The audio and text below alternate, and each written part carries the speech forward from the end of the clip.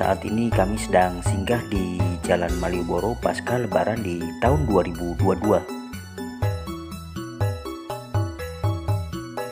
Berkunjung ke Yogyakarta tak akan lengkap tanpa mengunjungi Malioboro Jogja, sebuah kawasan yang menjadi lahan bagi para pedagang tradisional untuk menjajakan berbagai macam barang.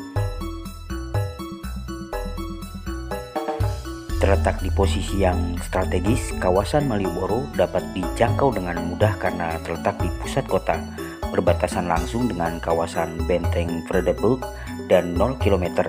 Tentunya tak akan sulit untuk menemukan kawasan ini. Kawasan Malioboro terletak di selatan Stasiun Tugu, sebuah kawasan jalan satu arah yang merupakan perpaduan antara kawasan belanja tradisional dan modern. Nah, Malioboro dari zaman dulu hingga saat ini selalu identik dengan lampu jalan yang khas. Kini semakin menyenangkan dengan perlebaran area pedestrian, sehingga para pejalan kaki bisa lebih nyaman untuk menikmati suasana di Jalan Malioboro.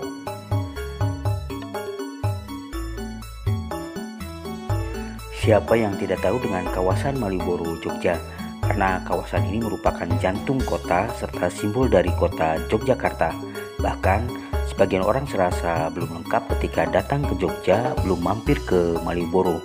Tetapi perlu teman-teman ketahui bahwa di balik keistimewaan itu ada sejarah panjang tentang Malioboro.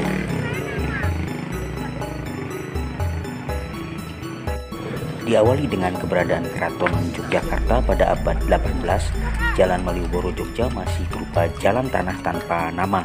Jalan itu terhubung antara Keraton Yogyakarta dan Tugu Golok Gilig, membentuk garis lurus dengan Gunung Merapi. Kanan kirinya pun sebagian besar perkampungan. Dahulu jalan itu ada Pasar Beringharjo dan Kepatihan, tetapi semenjak adanya jalan kereta api dan stasiun Tugu, kawasan di sini menjadi ramai karena dijadikan sentral transportasi keluar masuk Jogja.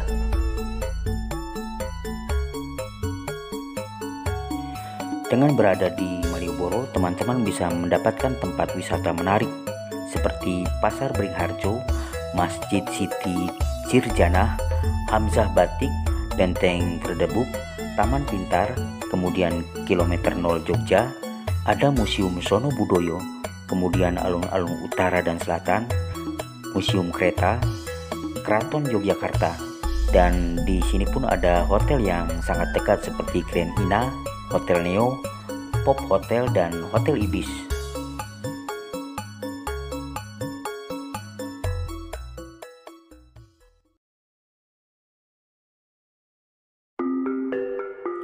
Teman-teman, ada hal yang menarik ketika saya di Jalan Malioboro, tepatnya pasca Lebaran tahun 2022, yaitu Presiden Republik Indonesia Joko Widodo atau Jokowi dan keluarga menghabiskan libur Lebaran di Yogyakarta, tepatnya tinggal di Gedung Agung untuk beberapa hari. Tentunya hal ini memberikan kebanggaan tersendiri khususnya bagi masyarakat Jogja, sebab Presiden Jokowi tinggal di sebuah bangunan yang merupakan cagar budaya di kota gudeg ini. Gedung Agung adalah sebutan untuk Istana Kepresidenan Yogyakarta.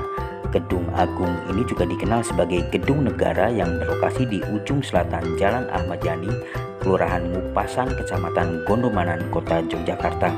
Kompleks ini berdiri di atas lahan seluas 43.585 meter persegi.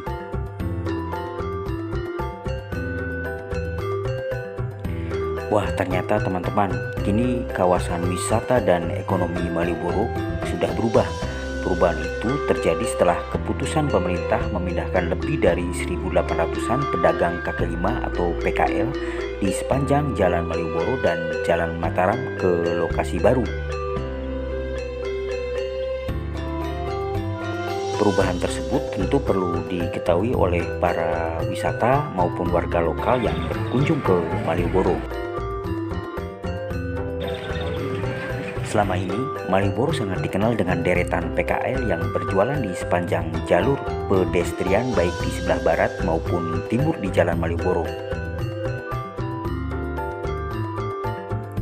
Setelah kebijakan relokasi PKL tersebut, Wisatawan kini bisa mengakses lapak dagangan para PKL itu di dua tempat yang berbeda. Pertama, sentra PKL Malioboro di bekas gedung bioskop Indra yang dinamai Teras Malioboro 1. Sentra PKL ini masih di Jalan Malioboro 1. Di tempat ini, lapak jualan para PKL tersebar di sejumlah bangunan bertingkat, mulai lapak kuliner, kemudian fashion, dan lainnya. Selain Teras Malioboro 1, sentra PKL Malioboro lainnya ditempatkan di lahan bekas gedung Dinas Pariwisata Daerah Istimewa Yogyakarta yang dinamai Teras Malioboro 2. Jadi Teras Malioboro 2 ini juga masih berada di Jalan Malioboro, tetapi tak hanya bisa diakses lewat Jalan Malioboro, sentra PKL juga bisa diakses melalui Jalan Mataram. Itu sebabnya pemerintah membongkar deretan kios sepatu legendaris di Jalan Mataram sebagai akses masuk ke Teras Malioboro 2. Sejak ada instruksi dari Gubernur Daerah Istimewa Yogyakarta, Sri Sultan Hamengkubuwono X untuk merelokasi para PKL, kini kondisi Malioboro sangat berbeda dengan tampilan dulu, teman-teman. Selain semakin luas trotoar yang ada di depan toko-toko di Malioboro, kondisi yang ada pun semakin tertata dengan rapi, sangat jauh dengan kesan kumuh sebagaimana yang nampak dulunya. Jadi bagi wisatawan yang dulu pernah berkunjung ke Malioboro, bisa akan merasa asing dengan tampilan saat ini. PKL saat ini sudah dipindah ke Teras 1 dan 2. Dan yang tidak berubah adalah posisi andong dan bentor yang akan memanjakan para wisatawan ketika berkunjung, tetap ada dan tidak berubah sampai saat ini.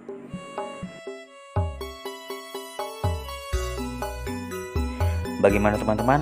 Silahkan mengunjungi tempat wisata Malioboro dan rasakan sensasi suasana yang berbeda.